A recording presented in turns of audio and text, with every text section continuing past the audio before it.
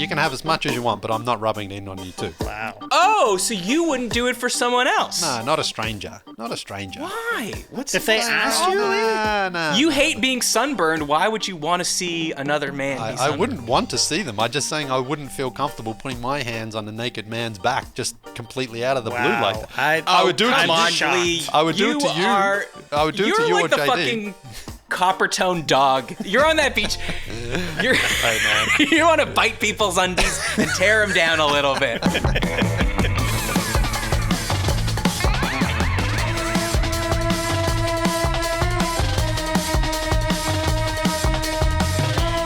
Hello and welcome to Is This Good? The show where we boldly, conclusively, and scientifically decide what things in this big wide world are good. I'm Ed Austin, and with me as always is production powerhouse Jason Doyle. Hello. Hi JD, thanks for coming. And today's guest is a man at work who left his crowded house to burn the midnight oil as he traveled to in excess of 20 countries, hunting and collecting international basketball I like that stories. one.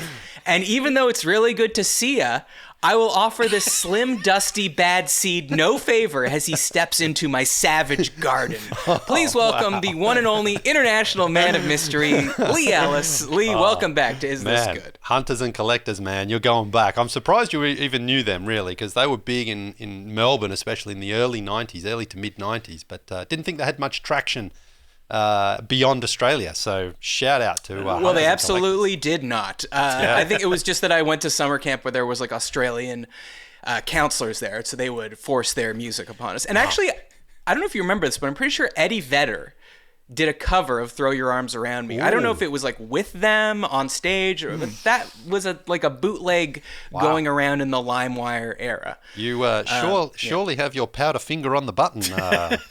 I was going to try to work that in there, but I know that, you don't want to talk about your rampant cocaine use. So I didn't want to bring up powder finger. Well, he is a hoodoo guru of music. Oh, my God. This is, wow. It's back even further. You've got the right time, JD. I'll say that.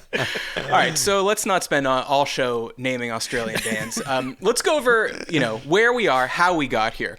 So, Leigh, as you know, I was your colleague for many years at the Score at NBA TV. We worked together. You would often refer to me as your best friend, your treasured counsel. And we were working together. Then after NBA TV, you were in No Dunks. But then in October 2023, you shocked the NBA world when you said, "This league is a hunk of shit. It's boring, and I'm better than most of these players." So you announced you would be leaving the show to play 20 games of pickup basketball in 20 cities, in 20 countries. You were here on the show in August 2023. I don't remember exactly how many countries you'd been to at that point, but we had to have you back because you have completed your journeys. You've played 20 games of pickup basketball in 20 cities and 20 countries. He's popping that shirt. Don't you dare try to sell merch on this show. I wouldn't try to sell this, Matt. Just go to breakingtea.com. They sell the merch. Okay, well, if you want to buy merch for this show, all you have to do is go to isthisgoodpod.com, and it automatically redirects you to the Breaking Tea site where you can buy the Is This Good shirt.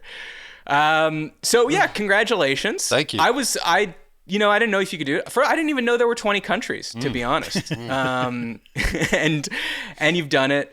I guess, first of all, how does it feel? It's quite a satisfying feeling. When I set out, 20 was really just a sort of ballpark target. It was like, can I get to 10? On my goals board at home, I had 10 by the end of 2023. I was like, if I can get to 10, that'll be good. But ultimately, it was only going to continue if I got interest from around the world, from people inviting me to come out and say, hey, come out and play, come to my city, come to my country. And if that was going to happen, then it was more likely to happen. And that happened and continues to happen in abundance. I think we did say, I'm sure I said last time, like the amount of people who reference the starters, the Basketball Jones, still people remember many things of the Basketball Jones, and then of course No Dunks, and they relate to various parts of the show or their favorite person or whatever, and their favorite segment, and that never stops anywhere I go. I mean, people have incredible memories of something whether it was reference to a moment in their life when they were listening to the show or watching the show. Some people dip in the show and then they dip out and they come back a couple of years later, whatever. And so it's awesome to go down memory lane no matter where I am with people and listen to what the show has meant to them and what I've meant and what, the various other, you guys have meant to people as well. So it's crazy to be in some of the cities that I've been in and people are talking about, again, the Tweet of the Week Army, that, things that maybe reference or relate closer to me. And they talk about. So your favorite parts of the trip were people telling you about all the great things you did? No, I mean, not just me, but of course people, they have a story, more likely. I've traveled all around the world. But, you hear people say wonderful things about me. Yeah, so, no, it's great. I mean, it's just great. It certainly has reinforced my belief of what it could have been when I set out. But now it's also really shown me that it can be a whole lot more too. Well, okay, so last time you were on, I remember talking about, obviously we know the basis of this is you go to a city in a new country, you tell people you're going to be there, you pick a court, I guess you try to pick a court that has some kind of flair, like, oh, this is the court Luka Doncic grew up playing on, or this is the court that Giannis grew up playing on. You go play there. But I think what was less clear was what it was outside of that. Like, how did it live outside of that? Last time you were on, you offered us millions of dollars to come on the road with you. We refused because we're just too committed to this show. But in all seriousness, like, do you have a better idea of what it is now that you're done? Well, yeah. I mean, again, it's just so much. Now more that you're done, do you know what it was? Well, it's not. I mean, it's not done. I mean, that's the thing. It's not done. It's now like for example, I really try to emphasize to the hosts or the people who are sort of helping me coordinate in a city is say, listen, I really want to make sure we host a clinic with some kids, boys and girls. That's really important to me. And I've had some success with that, not always. It's sometimes just can't happen and sometimes it doesn't. But it has happened in various places, in Manila and Iceland, Mexico City, in Zambia as well, Kenya, places like that. So it has happened. But then also, what I've learned without even knowing and without possibly, even predicting this to happen was like in Zagreb, for example. I played on a court there that's a historically really significant court in Zagreb. And about 12 years or so ago, it was renovated by Derrick Rose and Adidas. They brought it up to a really high level, but it basically just didn't get any maintenance after that. And so I just referenced in my video, I said, this court historically is important. It used to be really good, but it obviously, it started to decay and no one's looked after it. And once I put that video up, people from Zagreb, actually the local government decided, based on my video, to reinvest in the court. And they're in the process of renovating that, which hopefully will be complete at some point in the next 3 or 4 months. So to have an impact like that is incredible, to know that, my sort of love for playing basketball and traveling could lead to some people some cities actually investing in the court so that I'm not just going there to play and then leave. I'm actually leaving behind some sort of an impact, and legacy's a little strong. We won't go quite there. But, well, let's relax here. Yeah, but hey, you should go play basketball on other crumbling infrastructure. Like maybe go play basketball on that bridge in Baltimore. Maybe they could repair it quicker. I mean, but that's actually funny you say that, because now people do sort of email me or message me and say, hey, do you want to come here and play? We could use the attention here so that maybe we can get the government also to invest there. What about the sort of the content part? So if I understand what you're saying, you're basically saying that, or are you saying that you've moved from less of I thought I was going to be going and sort of being this travel host tour guide and filming all this stuff and then packaging it into whether it's YouTube, or I know you were talking about pitching it as a TV show. And are you saying that you're now sort of less focused on that and more focused on just going to the countries and doing clinics and education and stuff like that there, and that's the thing, rather than making it into a show? Well, I wouldn't say I've moved away from it. I would just say that challenge of putting it into a documentary type series is just very, very challenging for me for many ways. One, because most of the stuff is shot, for Reels and YouTube and things like that, and TikTok. So then, the format always has to sort of be manipulate around. That's one part of it. The storytelling, the writing, the editing, the scripting, all that sort of stuff, like putting it together, releasing it consistently, like that workload is a ton of calories to do by myself. So that I would still love to have, a production crew with me everywhere I go, because I really believe if someone is focused on that, like the one I did from Paris, where I had a couple of guys who came and put it together, that's what I feel I can make, in every city and every stop that I go. Almost every game, I feel there's that there, because I'm speaking to local people, I'm hearing their stories, we're eating, we're drinking, we're having a great time. It only needs to be 10 or 15 minutes, but going from doing the minute-long, YouTube shorts and reels and things like that to a 10-minute feature is like just exhausting to try to put it all together. So it hasn't. I wouldn't say I'm not trying to do that. I still am, but I'm also trying to financially make it more sustainable, and also focus on, okay, the content I can do is the short form stuff, and hopefully that will continue to attract someone who can come along and say, hey, we can help you blow this out. But of course, financially is the biggest challenge there, because no one, and nor should they, would come and travel and do it all for free. And I don't have the means to bring high quality production crew with me everywhere I go. I mean, that would just, if you're a low quality producer though, yeah, sure, well, get that's at right. Leigh. He'll take you on. And I mean, it is low quality because it's like, hey, hold my phone, shoot this stuff, will you? And then you try to make it happen. But so literally in some spots you're just, hey man, could you hold this phone and I'm going to try to hit this 3-pointer? Well, I don't know if I told this story on the last show, but in Istanbul, it was an early morning run on a Friday morning or something like that. And we had a group, there was 5 guys who came along, and I said to the main guy who was helping organize, I said, do you have anyone who can just shoot? He said, oh, my wife, she can come along. And she was on a Zoom call at the time, so she was at work. So she's like this in one hand, and then she's like this with my phone like this, trying to shoot it. So some of the footage is sort of shot from below, and some's up here and some's over here. But, hey, look, it's better than nothing. You try to find a story and you try to find a theme. And again, if you can make that happen, you can usually get something out of it. But again, anything is better than nothing. And I'll take that for the time being. Well, what about when you've decided like how to approach the content? Because obviously I'm seeing the stuff that you're posting on Instagram.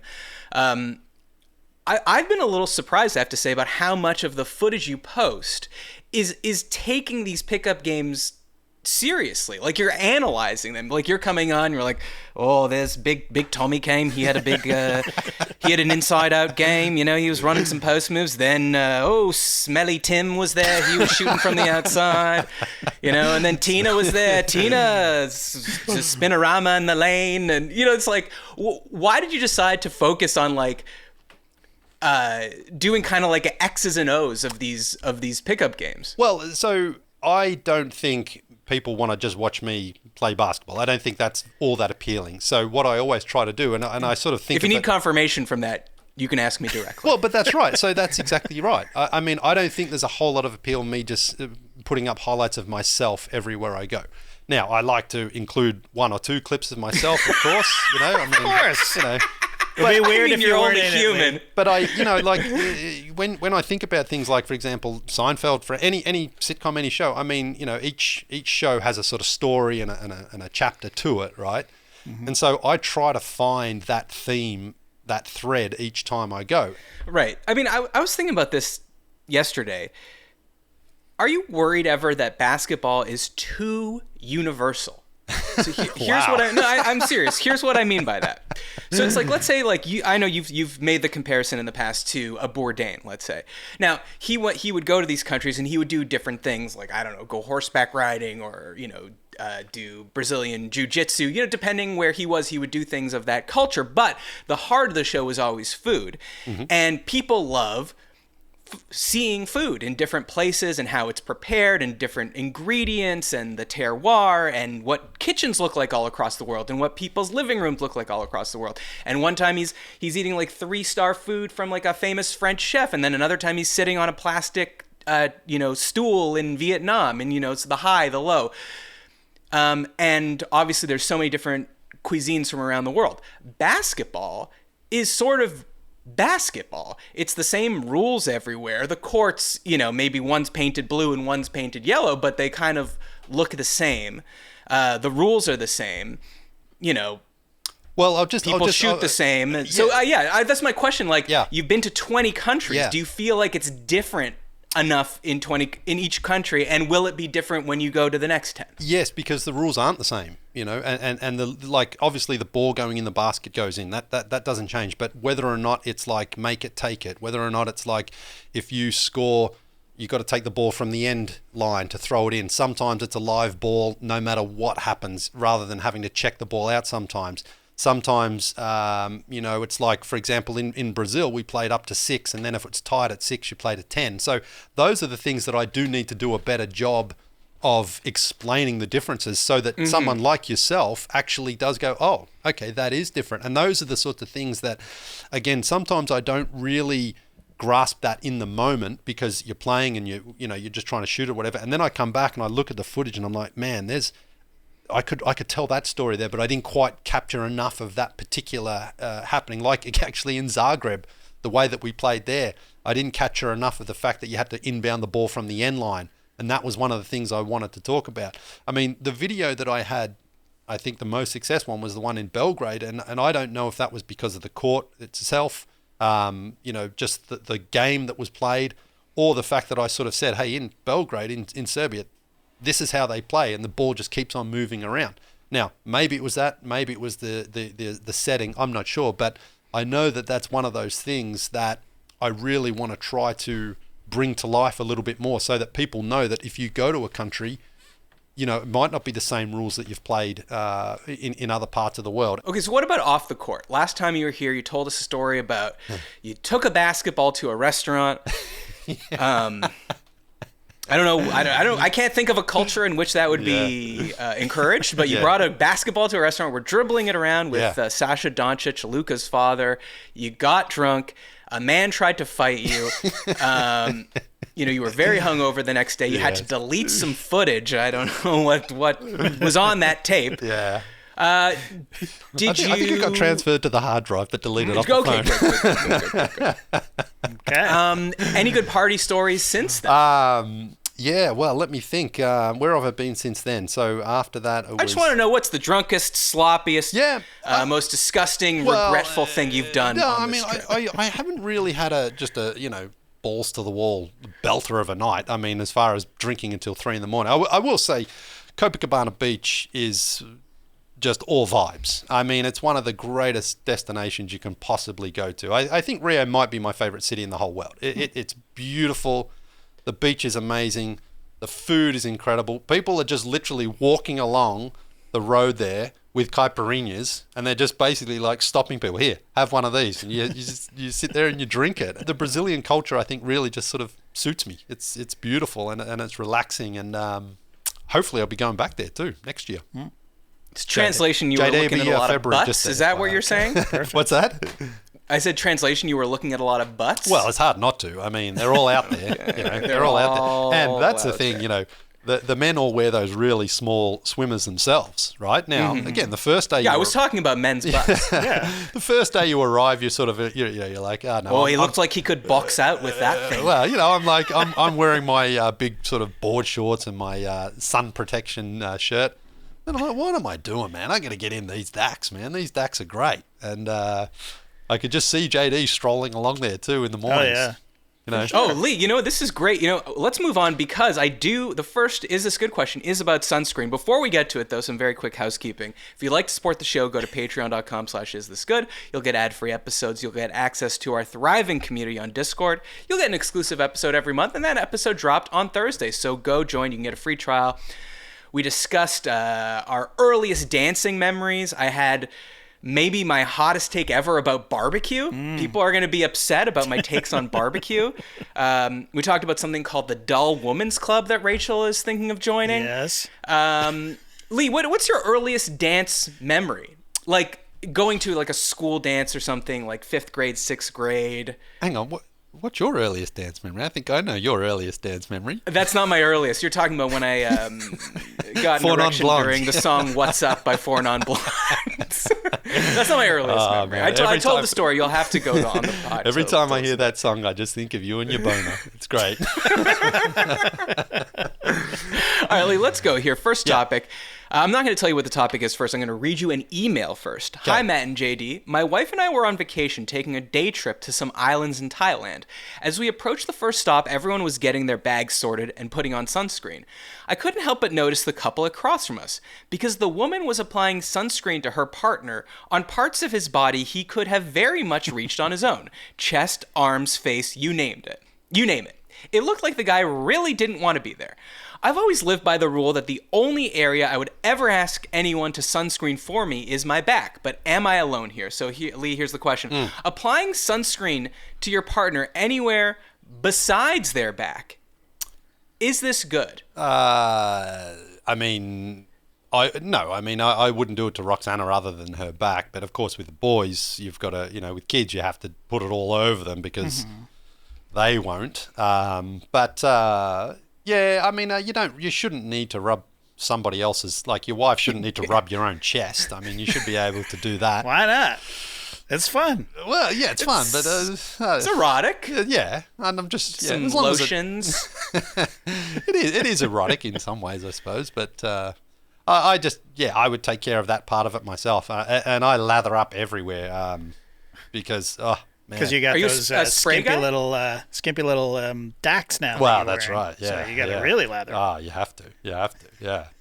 Yeah, are you a spray guy or a lotion guy? No, I go heavy, 70 plus, man. I hate being sunburned. I just hate it. I hate it so much, so I overdo it. I'm the you see little blobs of white in your ear and stuff like that. One of those. That's what we dudes. call a cool guy. Yeah. What about back in Australia, obviously famous beaches? Were you ever one of those people that put oil on yourself to tan more? No, I didn't like the smell of it. I didn't like the sort of texture of it either. It was always way more oily and moist than just cream. So Totally. Yeah. we were always a sunscreen family. Okay, well then a thought experiment. So you're in Copacabana and Yes. you're alone, right? Yes. Would you ask a stranger to put sunscreen on your back?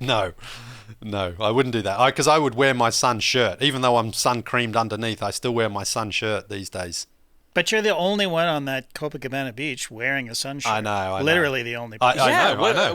What about getting way into other overdressed. people's cultures? Yeah, fitting in. I think it's a little uncomfortable by yourself to go up and say, "Hey, can you just rub cream on my back?"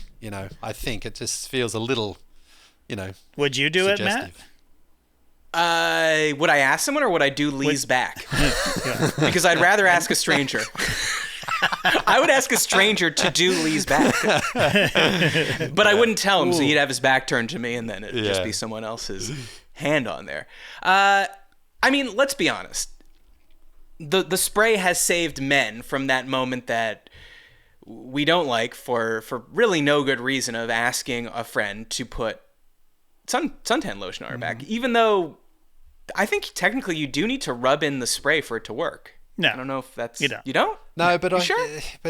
see, I don't trust the spray though for that because you spray it and then you just leave it. Like I would just massage it in so it gets everywhere. Into me. Sure, why not? Okay. If we're on Copacabana, man, and anything goes anyway, so we wouldn't look out of place. Now, would you ask a woman, because perhaps terms of who you're attracted to, that might be more comfortable for you? Right. Nah, but I or still would think you it's- ask a man because you wouldn't want to put a woman out to touch your disgusting I think back? either way, it's a little to a stranger. I think it's just a little odd either way to just go up to a woman and say, "Hey, would you mind?" Like for example, in Sao Paulo, I borrowed sunscreen off somebody, but I didn't ask them to, rub it in. I said, "Hey, I don't know. When you bum a smoke from someone, it's cordial if way they different, light it though, for way you. different. That's not. They're not putting it in your mouth and then, retrieving it from you, and you just have to like suck it in. Yeah. That's about probably the best way to ask somebody. It's like, hey, could you put some of that on me? And just turn around. You know what I mean? Yeah, you say, "Yeah, could I borrow that?" Yeah. And they go, yeah, sure. And then you just turn put it take on. the shirt off. Just go ahead. And bend over. But see, if they said that to me, I would say, you can have as much as you want, but I'm not rubbing it in on you too. Wow. Oh, so you wouldn't do it for someone else? No, not a stranger. Not a stranger. Why? What's If they asked you, No. you hate being sunburned. Why would you want to see another man be I sunburned? wouldn't want to see them. I'm just saying I wouldn't feel comfortable putting my hands on a naked man's back just completely out of the blue like that. I would do it to come on, you. Lee. I would do it to you. I would do it to you You're or like the JD. fucking copper tone dog. You're on that beach. You're, Hey, man. you want to bite people's undies and tear them down a little bit. It's like not throwing a life preserver to somebody. You are a That's a good 70 point. That's a good plus point. SPF guy, and you won't rub it into some poor soul's back. Hey, I would, like I say, it's like I would give you as much cream as you want. Do whatever you want with it. It's not up to me to then distribute it about you. Okay, so Wow. put on a shirt. Wow. Here, you can have the shirt off my back and then rub What the if they sunscreen begged on. you? What if they were like, please, sir, Definitely not. Please. I'd say no. You're begging. Get out of here. In fact, give me that 70 back. I'm going somewhere else. I'm going to Ipanema. Yeah, that's right. It's like leadership, or like you said, JD, with volunteering for chaperoning your children's school trip. Yeah. The people that volunteer to do it should be the people that don't get to do it. Right. Exactly. Right. Yes. So it's the people that are begging. That's the suspicious people. That's exactly But if you right. just go and just respectfully say, I would like you to put suntan lotion on Please my rub cream on my back. Oh, sure. That doesn't sound weird at all, man. Why do you think that sounds weird? What are you thinking? Do it on the street. You're in Los Angeles. Go down to what's the closest beach to where you are? Venice Beach, where I work out, There you obviously, go. every Go and day. do it today. just I'm sure it's a doing beautiful day pull-ups. today. Go up to a strange man and just go, hey, would you mind? See what he says. Okay, I'll try it out, and I Make will sure you have report someone back shoot next it. Yeah, week. no, get someone to video it and do it that sort of like discreetly, so they're in the background. Have Jilly shoot it, right? Yeah. And you just walk up and just go up to someone and say, hey, can you just rub some of this on my back? See what I mean, happens. I totally could see that as one of those fucking stupid videos that I course. see when you're scrolling on Instagram. Yeah. And I think it would be the best way would be exactly like we're saying it. Can I borrow that sunblock? Yeah. And then you just take off your shirt and wait. Do and it. then see the person's hilarious reaction. Hey, Lee, on the Patreon episode only last week. By the way, you listened to that, right? Of course. Not only do you listen to every episode of this, you're also on the Patreon? I am, absolutely. Wow. Absolutely. $5 category, $10, or what are you doing? There can be no price limit when it comes to So subscribing. you're in the $25 category? 25, man. What, a month or a week? You get thanked every month. Ah, wow. Will you not rub thanking you. Well, how much to rub sunscreen on my back then? For an old colleague, free, I would say. All right. All right, Lee, let's move on to Yes. another question about travel here. When people need help navigating life's biggest decisions, they seek our wise counsel, and we deliver an airtight verdict. It's time to settle this.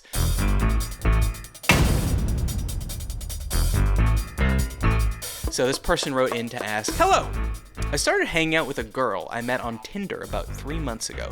Mostly a chill kind of relationship. We'd hang out only on weekends since we're both busy with work. We'd go to restaurants and museums and explore KC. I guess they live in Kansas City. No titles have been set.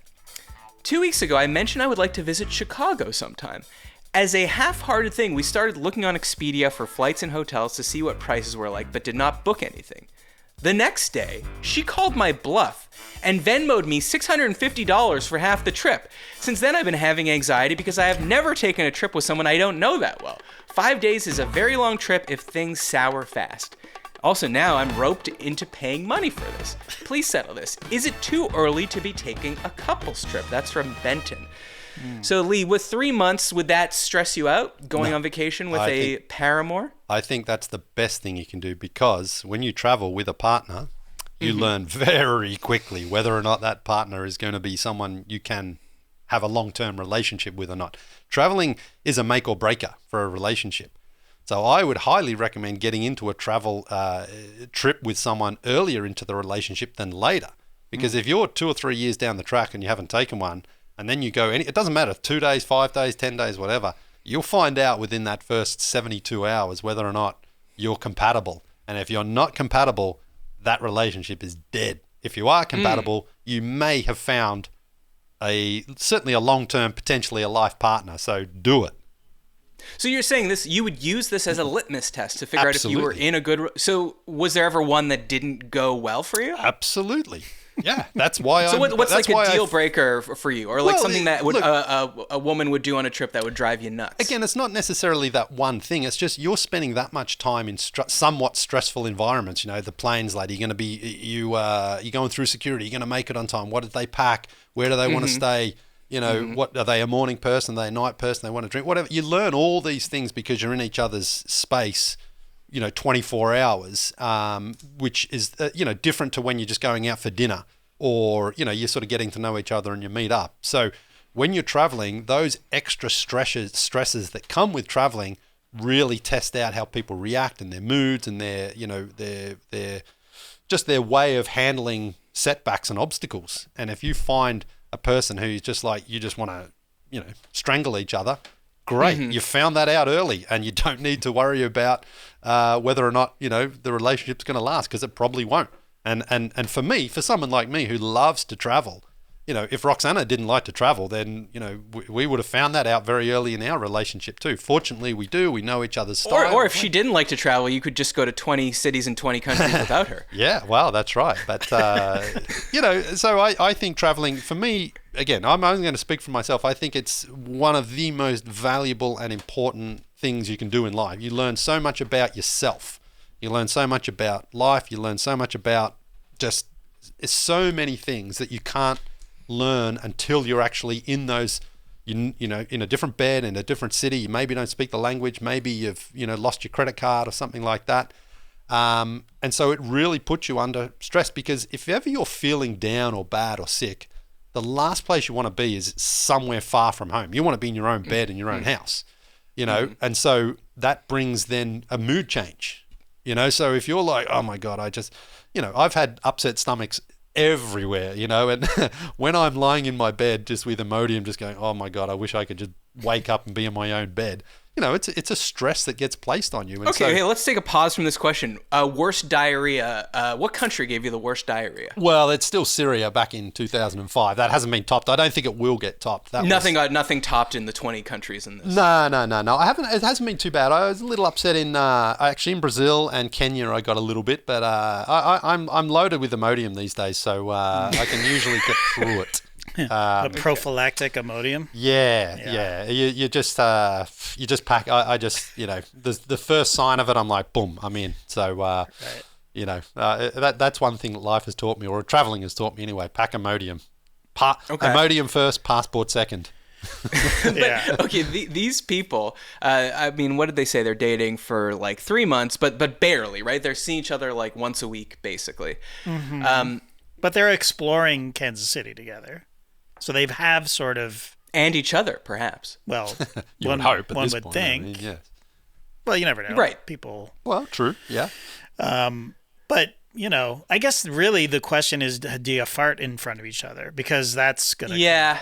That's what I was going to say, because we're looking at it from the perspective of him saying like, well, I don't know. Or Leigh, you're talking about like, well, we're trying to figure out if she is good for me on this trip. But I'm more concerned about myself, really, like JD's saying, like, if I'm used to just going out for dinner and then we go home and then, she leaves in the morning, now that's not an option for me to go ham, so to speak, once she's out the door. So I'm more worried about myself and my own habits that she might be disgusted by. But I guess you don't have anything that you think would repulse a woman. Who, me or JD? No, JD's a fine human specimen. I'm referring to you. Those are the sorts of things, right? When you share a hotel room with someone, you need to use the restroom, and it's like, you don't want to. If someone has to use it straight away after you, those are the sorts of things if you're not used to, and when you're only dating and casual, you don't tend to have to experience those things together, but you might have to do it 2 or 3 days in a row. Excuse me. And, so that's why it tests sort of feelings and emotions towards people. And it can be difficult. Especially for you, because if you have to fart, your doctor has ordered you to do it at all times. Scientific to not wait. Evidence has suggested that. But, of course, that comes after you've been intimate with your partner as well. I mean, I don't think you would be flatulating before you've been intimate with a partner, because that, That would be a bit of a The best tough time day. to do it is right after your Well, I mean, I wouldn't say right after, but it gives you a little. It gives you a wait little a more. respectful amount of time. Yeah, at least wait till after. At least wait. Yeah. Yeah. At least give it 5 minutes, and then it's. Yeah. Well, we have an update on this one, Lee, and you were Already? correct. Update on the trip. Oh, We had the best time Okay. ever. Yeah, in Chicago. Great food, people, attractions, views, entertainment, had it all. No issues with the lady friend. We had a great time. Everything was superb. Wow. Going on a new trip in a new relationship is definitely good. Yeah. Yes. Absolutely. there we go. That's the way to do We it. So settled it. now they are going to approach the next trip with that, just like, all right, let's go somewhere else now, and let's have a great time, because they're going to be excited to be sharing that time with each other. So that's it. You find out one way or the other. Or you get addicted to exploring new cities with new people. It's like, oh, it's you again. Okay, I guess. Yeah, Whatever. This is kind of lame. Yeah, but I you know, like that. That's the only thing about my traveling, is that I would love to have my family and my wife with me, because there are sometimes, like I say, when you're on Copacabana Beach and like, oh my God, I'd love the boys to just be playing in the ocean right now. See all these asses. Yeah, exactly. Yeah, Roxana Put just sunscreen on my back and my front. she could be there, just meditating, walking around, enjoying herself. I mean, that's the part of it that is that's the Wait, so you're saying, emotional part. I wish my wife was here so she could be sitting silently and not talking. Well, she would to love to wake up 5 a.m. on the beach and just sit there and just soak it all in. I know that. And, Yeah, for sure. those are the sorts of things, that meditative experience, that I think really, really fills you up too, because you're like, I just, put the phone down, just go out there, breathe it all in. And, it is something, especially now because we're so connected to everything. A couple of times I do just leave my phone. I'm like, I'm just going to breathe it in. And that sometimes you're like, man, I need the content. But you know what? I'm just going to breathe it in. I'm here to make content, Exactly. but It's the hard. It is influencer's hard. dilemma. It is. I want to enjoy But when myself and be you present. actually do sort of, discipline yourself like that, you come away going, yeah, I mean, not everything is just, I just can't capture everything, and you don't need to capture everything like that. All right, Lee, let's move on to our next segment, Unpopular Opinions.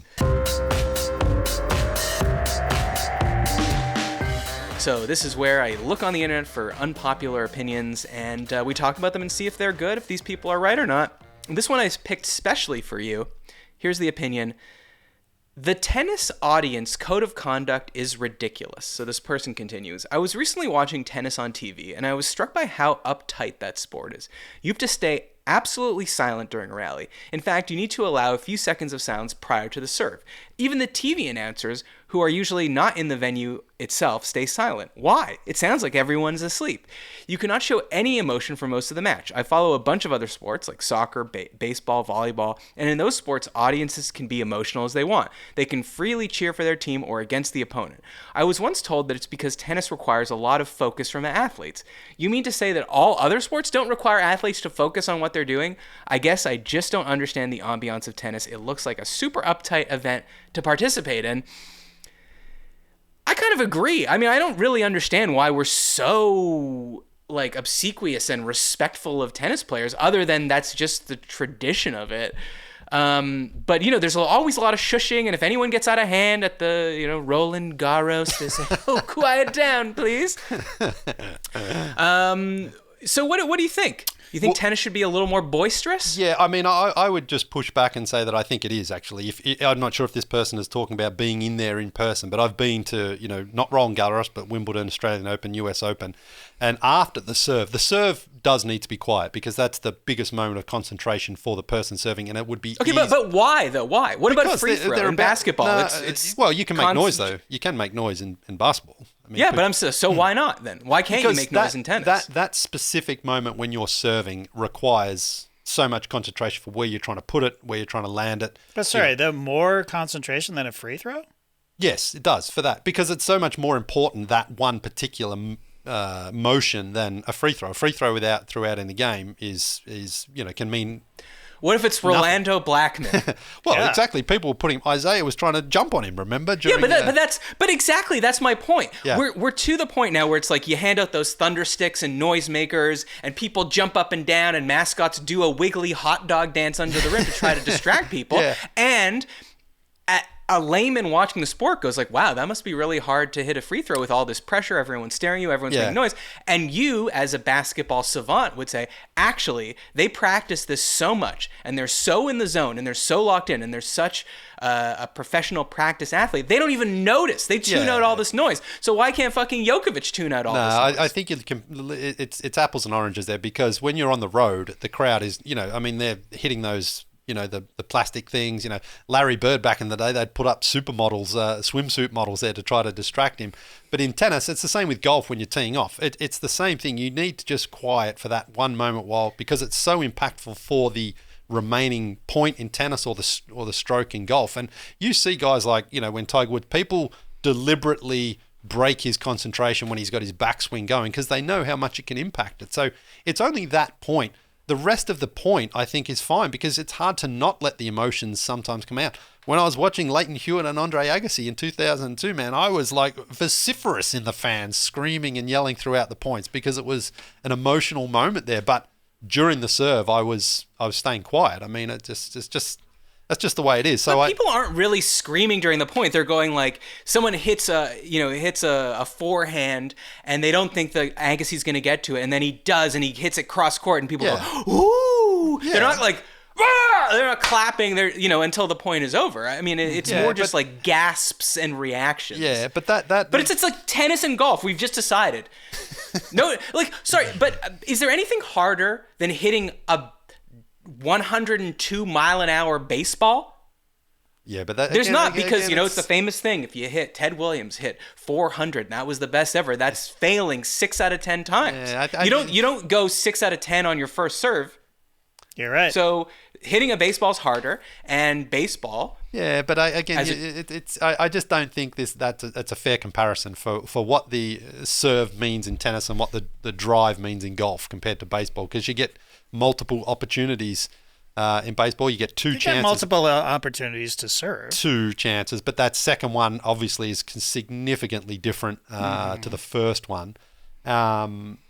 So I'm okay on the serve and the stroke, the drive and tee being quiet, but the rest of it, let it out, man. It's fine. It sounds like you don't think as much of tennis and golf players as you do of basketball players. You think they're too fragile again like to handle some noise. I remember the Raptors in the playoffs against Dwight Howard when he was at the free throw line. The noise there was deafening. He couldn't hear. There's no way he could concentrate. But it's just, again, one free throw in the course of a game or a couple of free throws versus especially an individual sport like tennis and golf, it can have tremendous impact, and especially when they're not used to it. And so when people do purposely scream out when Tiger Woods has got his backswing going, they're doing it knowing that it's going to throw him off. And, Right. Well, one thing I'll say is, sorry, JD, go ahead. No, go ahead. Well, I was going to say there's no home team really in tennis, which could be a difference. Well, because it depends. Let's say, yeah. I mean, certainly if Andy Murray is playing in Wimbledon, yes, he has the crowd behind him, or Roddick at the U.S. Open. Yeah. But in let's say basketball, you do cheer loudly when the opponent is shooting a free throw, but when your team is shooting a free throw, the crowd is pretty silent. Well, but I think that would be weird in tennis if it was like you're silent when Andy Murray is serving at Wimbledon, but then you're like jeering Djokovic when he's serving. Yeah, but that does happen in Davis Cup tennis because that's countries versus countries, and it's always in one country. So Davis Cup is a lot more of that atmosphere where they are, deathly quiet when their own guy is serving or girl. But on the other end, it's harder for the other guy because the people are trying to make noise and try to put them off. So, Davis Cup used to be awesome for that because it was real rivalries of tennis with home court advantage. But it's not really the same anymore. JD, what's it like in the world of pickleball? They're quiet for the serve, for sure. Oh, really? 100%. And this is not going to shock you, but I like it. I like the when everything hushes, when the announcers start whispering into the mic. I like that. And then it's dead silent for the serve. And here's why I like it. Because everybody's focused on the game. Everybody in that stadium is locked in. Whereas at a baseball game, I think baseball does deserve the respect of if somebody's getting a 100-mile fastball pitched at you and you're trying to hit it, they should be afforded the same courtesy of silence, basically. Yeah, but sports are supposed to be fun. Or It is fun. It's fun to be sitting on the. You're sitting on the edge of your seat. You're locked in instead of fucking chatting to your neighbor and having beer and shit. Like, I don't think Matt was sitting I think he was sitting in the comfort of the all-you-can-eat buffet. Well, you lathered up with sunscreen when we were at the Braves game that time. No. I was Who put the sunscreen on your back that day? An elaborate system. I used the back of a broom. Yeah. If we go to a baseball game together, whip your shirt off, and I'll be happy to massage some sunscreen into your back in the stands there. Okay. Okay. Oh well, now how could I refuse that offer? Anyways, I don't know the answer. I just think it's weird what we choose to respect and what we don't respect. And maybe it's that those are more European sports, and Europeans are supposed to be more sophisticated than us. Well, what about what cricket? Because that's the basically European baseball. Do they cheer during that? Yeah, I mean nonstop. Because it's a continual sort of motion. Yeah. But in soccer, famously the loudest, most aggressive fans, they're shooting flares onto the field. But I think during not field goals, penalty kicks at the end of a game to decide the game, people are quiet. Well, I think it depends on which end you're at and which game it is, really. Mm-hmm. I mean, if you're, if it's Champions League and you're, in Manchester, there's no way they're going to be quiet if it's Real Madrid shooting penalties, but they would be for the Man United players. And that's what makes soccer fun. People do say the chants, the cheering. Yeah, for sure. Absolutely. For sure. Absolutely. Okay. Yeah. Well, confusing. Sports, man. I'm going to agree with this unpopular opinion, but okay. Lee, you don't have to. There's only one thing left to do, and that's play subjective trivia.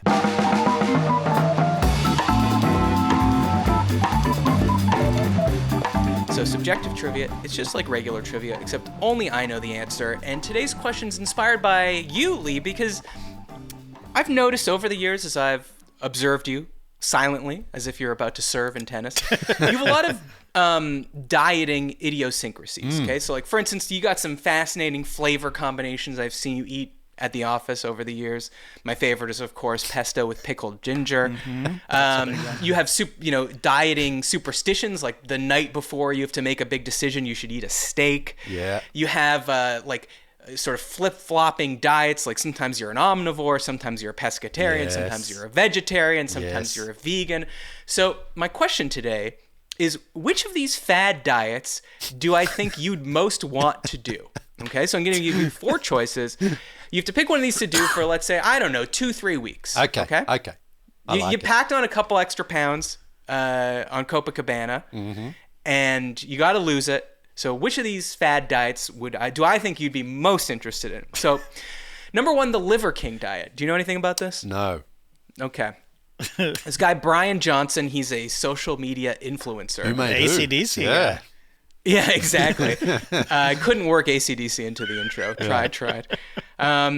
So this diet is called Ancestral Lifestyle. So he eats a large amount of raw, unprocessed organs and raw meat, focusing on a very high daily intake of liver. Okay. Now this guy is jacked, but he has denied using steroids. But then emails were leaked, and turns out, he uses a lot of steroids. Okay, so that's the Liver King diet. Okay. Number 2, your option, Yeah. the Master Cleanse. So this is a liquid-only diet. You'll be drinking a concoction of water, lemon juice, maple syrup, and cayenne pepper. And reportedly Beyonce used it to lose 20 pounds in 2 weeks for her role in Dreamgirls. Okay. Intermittent fasting. So this is an eating pattern that cycles between periods of fasting and eating. It doesn't specify really which foods you should be eating, but rather when you should be eating them. So for this purposes, the most common version of this I'd seen is basically like a 16-hour fast. So this is you're eating 1 meal a day, usually just dinner. Okay, now I know this one, maybe this because you could, in theory, eat what you want, but you're a man that loves snacking. You love breakfast. You love your bananas. So I feel like that's what would make that one tough for you. And then finally, the cabbage soup diet. This diet involves eating homemade cabbage soup for every meal. You are allowed some additional foods in moderation, such as fruits, vegetables, or skim milk. But the good news is you can have unlimited cabbage soup. This is a real pick your poison, Leigh? Yeah, I mean, you want me to answer now, or is there another one? Or Please, yeah, please no, answer. I think I would go. Hold on, Leigh. Yes. This is what Matt thinks Oh, you would yeah. pick. Okay, then. You- okay. yeah. Okay. So you got to start. But I don't know. Start with what you think. Yeah. Which is most attractive. I don't think the liver one. I don't think you would choose that one. That sounds gross. It's just way too much meat and organs anyway. Any form of organ is gross. Gross. So I think that one's out. I think you probably think I'm leaning towards, because you mentioned the intermittent fasting. You don't think that's for me, so you sort of played your hand a little bit on that one there. Yeah. Well, do you think it's for you? Would you ever consider I would fasting? yes, but I would do it in a different way. I would load up in the morning and not eat at night. Right. So I would have a big breakfast, a big lunch, and then No. You can't be eating 2 meals. Yes, you can. If But it's what 8 difference hours. does it make? Yeah, what difference does it make when those hours are of not It eating? makes a difference because I'm asking the question, and unlike on past shows we did together, I'm saying you have to follow the rules. Okay, this intermittent fasting is you're having dinner, so you're waking up, you're going hungry, you're not eating your bananas, Yeah, you're but not see- eating your eggs. Yeah, well, see, the reason I point that one out though is because I do tend to. I'm kind of in that at the moment. Really, I eat really? way more. Interesting. Well, I do eat a dinner at night, but not nowhere near as sort of big as it used to be. I fill up on breakfast and lunch, and So then you're not doing fasting. no, but I'm not doing it in the same way you said. But what I'm saying is right now, I used to have dinner, breakfast, lunch, dinner, and now it's like breakfast, lunch, and then it's like Light dinner. yeah, a light dinner. light. Almost I know, never and I meat. hate to be a stickler, but in what way is that like intermittent fasting? That's eating I'm three saying- fucking meals. No, I'm saying that's closer to where I am right now. Okay, that's Okay? all he's saying. Okay. Yeah, I'm not All right. saying it is it. I'm just saying, Okay. it's Okay. it's in Yeah, a different I'm the order. asshole here.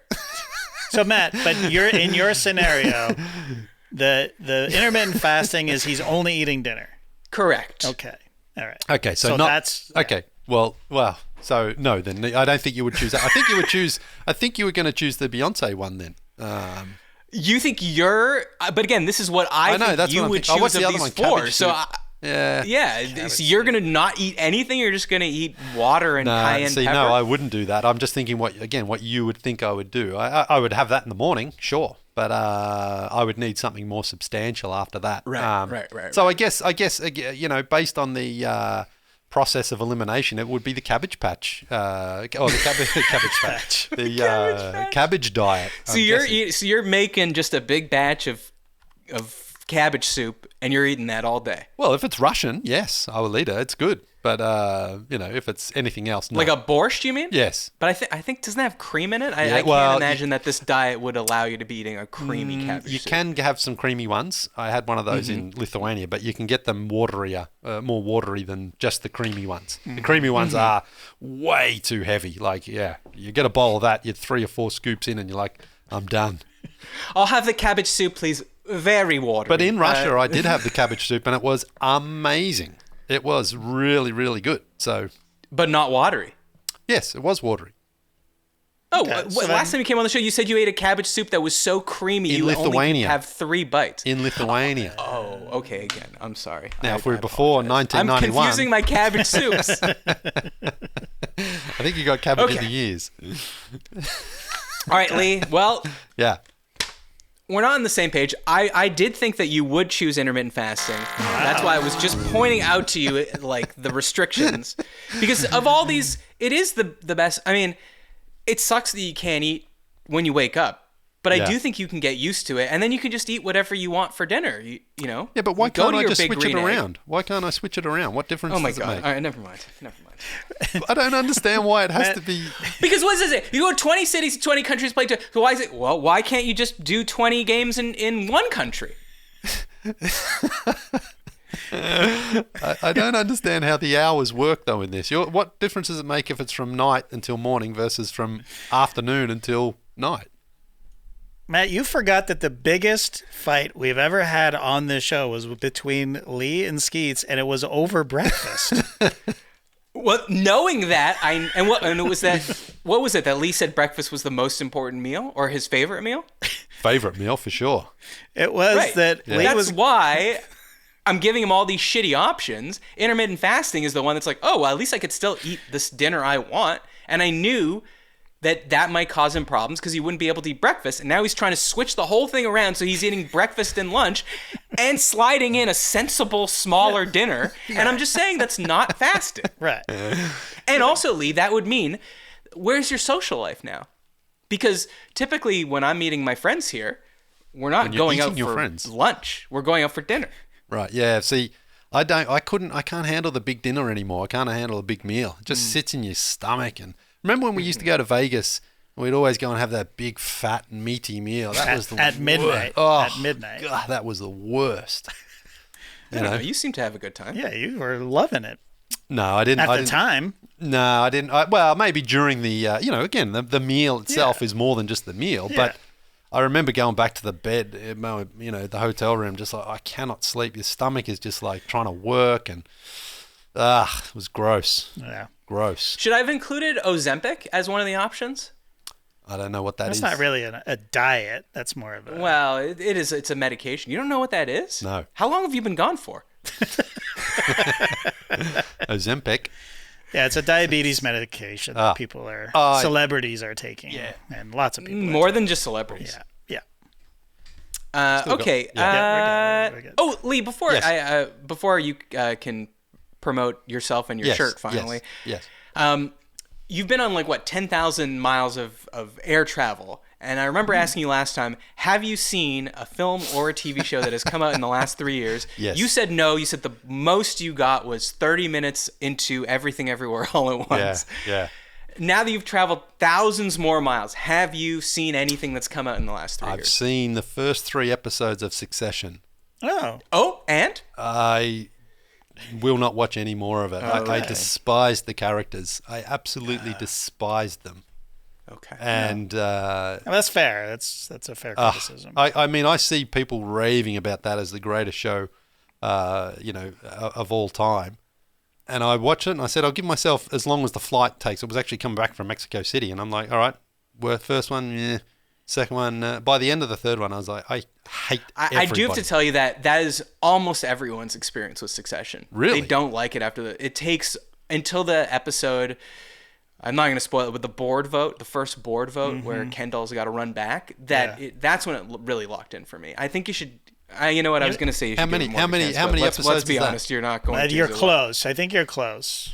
Yeah, I would watch the first season. The thing is, I'll give them credit that I felt some emotion. That's what it's about. Yeah. You feel. Why do you need to like the characters? Well, you just I don't. You just need them to be interesting characters. But you know what I didn't You're like not rooting for them. is just the greed and the obsession with money. I'm like, yeah, but that's what it's about. I know, but I'm like, that's just not me at all. Like, The Sopranos, just the obsession with the killing and the. I need to. Breaking Bad, the obsession with the drug making. I've realized I'm more about tell me a story. Tell me. It is a story. What are you talking about? It's not. It's a story about your countryman Rupert Murdoch, essentially. No, it's an obsession with money. That's like, oh right. my God, let it go. And how it poisons people and fucks people up. I know. That's what I'm saying. Right, that's what it is. How much do you need? That's the story. Yeah, that's what's interesting. These people that have so much and they still have problems. Yeah, and I don't relate to that. I'm like that to chase the almighty greenback like that is like, no, man, do something else. You got that money, go and travel, enjoy yourself, man. Like, how much do you need? All right. Well, speaking of traveling, where can people find you, and how many more cities are you going to? Well, I mean, various. I'll be in Berlin in about a month for the EuroLeague Final Four. Got a really exciting opportunity there to be a part of that telecast again, 2 years in a row that I'm looking forward to. I'll be playing a game in Berlin at Mauer Park. Hopefully, if the court, which is being renovated right now, hopefully it'll be ready by the time I'm out there. Be back in Frankfurt at Huffen Park on Monday, May 27, where I actually stumbled into Huffen Park, the very first stop on this trip. I'll be back there playing with my man Mugli and my girl Maria. She'll hopefully be out, coming back for another one there. We're having a great night. Then I'll be in Vancouver. Matt, hey, come up to Vancouver. I don't know what the fuck he's talking about, just to be clear. Come to Vancouver, Hufflepuff and Park in Frankfurt and Mauer Park in Berlin. And hopefully. who's your people that are going to be there? My man Moogly will be out there, hopefully, and Maria. Hopefully will also be there. Yeah. Goddamn Harry Potter over here. Yeah. Vancouver, May 31st, Matt, Kitsilano Beach. Why don't you come up for that? Okay. That's easy for you to get up there. Yeah, but you've already played in Canada. Yeah, but I'm not in Vancouver. Beautiful. It's open up now, Matt. The 20 for 20 is done. Okay, how are you? So at this point, how are you doing it? Because I think that for the 20 cities, you were like, I'll just do it, even if I'm not really making money, and I'll just see how it goes and sponsorship. So what? I mean, I'm not looking for a dollar amount here, but is this something that you're making money doing, or is it just sponsorships? Like they'll pay for your flight or something like that? Bits and pieces of that, like some of that, but what mostly happens is for one particular trip, like Brazil, there was some money coming in for that, but it sort of is only for that trip. Right. EuroLeague. And, sorry, can I just ask, like, so what they're paying you for? What? Quality. That's what they're. No, but what do you mean? So they're paying you what to in theory to promote the country, like a tourism play? I mean, being a part of it, showing off the country, playing, being involved. Gotcha. I mean, So has the tourism board paid you? Not yet, but it's not yet. Wait, so you've invoiced them and it hasn't, or not yet? But look, that's a good segue because what I'm looking for still is a strategic investment partner, and I've identified, I get a lot of those like, hey man, can you promote our, this affiliate commission stuff? No, don't want anything to do with that. It's not worth it. But what I'm looking for is where I think this really suits what I'm doing is, credit card travel rewards program, like the Bank of America travel rewards program, fantastic program. Chase Sapphire. Citibank. So you want to partner with a credit card? Yes, because they've all got these travel rewards programs, right? Which is exactly what I'm doing to show how valuable the card is, how it's accepted, foreign transaction fees. I've already got my pitch ready to go. Actually, I'm going to show it to JD afterwards to see if see what he thinks. But what I need is that contact. That's the hardest part, because in life, so many more things happen not because of what you know, but who you know. So I need that contact, Bank of America, someone in the marketing department. So we need someone that works at Bank of America in the marketing department of the marketing credit card. No tellers. Tellers need not apply. No. I need someone who I can talk to, because I think, like I say, this actually is really beneficial for them, because there's so much competition between those, between the credit cards, and I've got the proof of concept. Listen, I'm going. So when I. But how long can you keep doing it though? If you don't, if the person from Chase Sapphire doesn't call you back?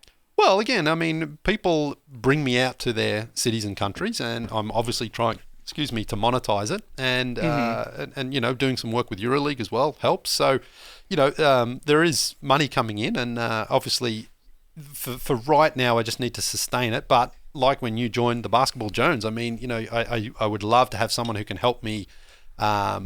Really sort of take that next step. And that's what I'm trying to focus on now. Because the other brand, I'm just going to let them fly now. Why not? You might edit this out, but who knows? Google Pixel, it's a fantastic opportunity to shoot it on. I thought you were going to tell me it's a fantastic phone. It's a great phone, Matt, with a great camera. It's a great camera, right? And Tim Apple, if you're listening, he also loves the iPhone. He also loves such phones as the Samsung Galaxy. Yeah, Motorola. I mean, again, these are all good phones. They're all great, and they're they're in such great competition with each other. Like the video that I like to use is my recap video from last year, where I went to. I sort of told the story of all the countries I went to, and I say, look how well shot this was on a beautiful Samsung Galaxy or a Google Pixel. The Google Pixel, it can catch. You're moving so fast on the court, and it could catch. Well, but the Google, you can turn it around. You can shoot it both ways. If you have two people there, you can get multiple angles, and then editing is so easy on those phones as well. So, do you have a pen, by the way, on you right now? No. I got a number for you. 1-800-432-1000. I just Googled, that's Bank of America customer service. So what you're going to want is you're going to call. No, but see, Matt, press 4 for the marketing department. I need somebody who's listening to say, oh, I know somebody. Call them. Here's an email. Hey. Get in touch with them. That's what's going to change it, because I need to make that pitch, right? And again, part of when I was in Brazil, for example, is I was preparing this pitch because I think it really sells what I'm trying to do to get somebody on board. I don't want just like someone to say, hey, we'll sponsor this or that or whatever. If you have a strategic partner like a travel rewards program, there's something that they want out of it as well and what they want to show. And so that's where it can be really mutually beneficial, not just like, hey, I want it because I need it. It's like, this will help you attract business and customers. So, I'm practicing, man, data, in the mirror. Analytics. Yeah. What about, just out of curiosity, before we go, did absence from the NBA make the heart grow fonder? Because I've noticed that you're at NBA games inserting yourself into locker rooms. Yeah. I mean, because it's not that I don't love the game. I still love the game, but I don't miss the Tuesday night watching the Hornets and the Wizards. And you can't even name two teams. But what I'm sort of seeing again now is how it's expanding and growing for me to be able to like, okay, there's a story to be told here. Like when I spoke to Nikola Jokic about, hey, let's try to get an NBA game out in Serbia, a preseason game. Talk to someone like him, get him to be like, yeah, that'd be awesome. That helps to generate interest and potentially. Now I know these things are not easily going to happen, but maybe it will happen if there's a bit more interest. When I went to the Giannis court, I thought, why don't I just go and ask Giannis about it? And so I did, and I spoke to him. But now you're doing the thing. Remember when we used to go to All-Star Weekend and we used to do those big scrums? On media day, and we used to notice that all anyone wanted to know was like a thing that they could print in their publication that is specific. So like basically what I'm saying is like all the Chinese press would just be like asking everyone like, hey, would you like to come play a game in China? And then all the players would be like, oh, I love China. I have so many fans there. Now that's what you're doing. You're going to all these players and being like, Luka, here, why don't we play on your court? And Jokic, why don't we play on your court? When I spoke to Luka about it, I mean, his response was really, it felt energized, because it wasn't just like, hey, man, what happened out there? Well, he had 73 that night, actually. But, and so Giannis, so I was saying to JD off camera. But enough about that. Yeah. Let's talk about me for a little bit here. Okay, yeah. Let's talk about me and Chase Sapphire Rewards. Yeah, we'll start with Bank of America Travel Rewards card. That's my main focus. I mean, not limited to, but that's where I'm aiming for. And Wells Fargo, is that? I haven't heard you mention them. Yes, of course. Anyone's really. I mean, I shouldn't say this, but Amex have got to sort themselves out, man. They still can't. Okay, they're just not accepted everywhere, Preach, man. buddy. Amex. You use an Amex. You don't have an Amex? No, I do have it here. It's fine in America. When you're overseas, nobody takes it. It's too expensive. No, that's true. It's too expensive for the vendors. And that's the Amex still charge you for every foreign transaction fee that you do. So on the chances that you do get one, they hit you with a fee, and it's like, come on, man. Bank of America Travel Rewards do not charge you for every transaction, which is a huge difference, So you don't come home. It might only be $1 at a time, but if you have 20 transactions, it adds up. Mm-hmm. Anyway, what are we talking about? The Diners Club. Get my man Lee. But, so for example, the Giannis thing, I went and spoke to Giannis, and I don't know if you've seen that, maybe you have, but he talked about Allen Iverson, and that was the first player he tried to be like, so when Denver Nuggets Allen Iverson, so around 2005 or something like that, I guess. And so what I've done is I've actually then thought, you know what? I'll see if I can get in touch with Allen Iverson to say, hey, Giannis would love to have you out in Athens. So I'm actually having a call with somebody, not Allen Iverson, who works with Allen Iverson tomorrow to see if I can pitch them on and say, hey, let's make this happen. I mean, that'd be. Imagine that happens, But did Giannis deputize you to do this? What if Allen Iverson shows up and now you're like, Giannis, you got to go meet AI on the court? He's like, I didn't ask you to do that, man. I'm busy here. Of course he did. I love Milwaukee. That's where I'm like, I'll just listen. First step is like if I can get Allen Iverson's ear and say, would you do this? And he says yes. Then it's like, all right, let's see what we can do. Have you tried using Chat GPT? No, because that's AI. Nice. It's the same with Charles Barkley. When I went on the podcast with him, and I said, "Let's go to Australia," and he said yes, and he won't answer the phone. And are you holding him to that? When are you going? I am. Well, listen. Charles wants to go. Charles said he wants to go. We all want to go. Charles won't answer the phone, but that's the thing. It's like, okay. Just because he's not going now doesn't mean he won't answer the phone ever. That's right. Just keep calling. And I've got people in Australia who have lined up and said, listen, man, we'll write the check. The check is sort of ready in our hand. Just tell us how much he needs, and we'll make it happen. And I'm like, all right, I'm messaging him, I'm calling him, and we'll see if it happens. It might not happen, for a year or two, but I certainly... Tell them to write that check and I'll come. Matt, go anyway. You'll have a great time.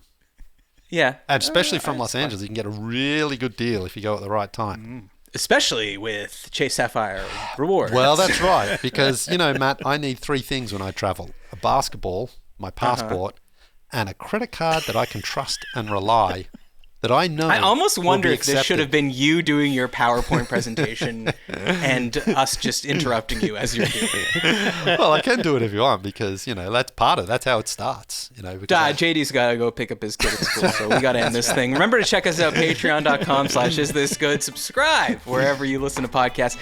If you have topics, email us at isthisgoodpod@gmail.com. Rate us on Apple Podcasts. Subscribe on YouTube. Leigh, I'll give you 10 seconds to say whatever you want before I say goodbye. Just want to make sure you've done everything you needed to do here. Bank of America, contact me. Okay. Thanks for listening. Thanks to Leigh for coming on. Thanks in advance for leaving a 5-star review for everyone. I'm Matt Austin, and this was good. We'll see you next week.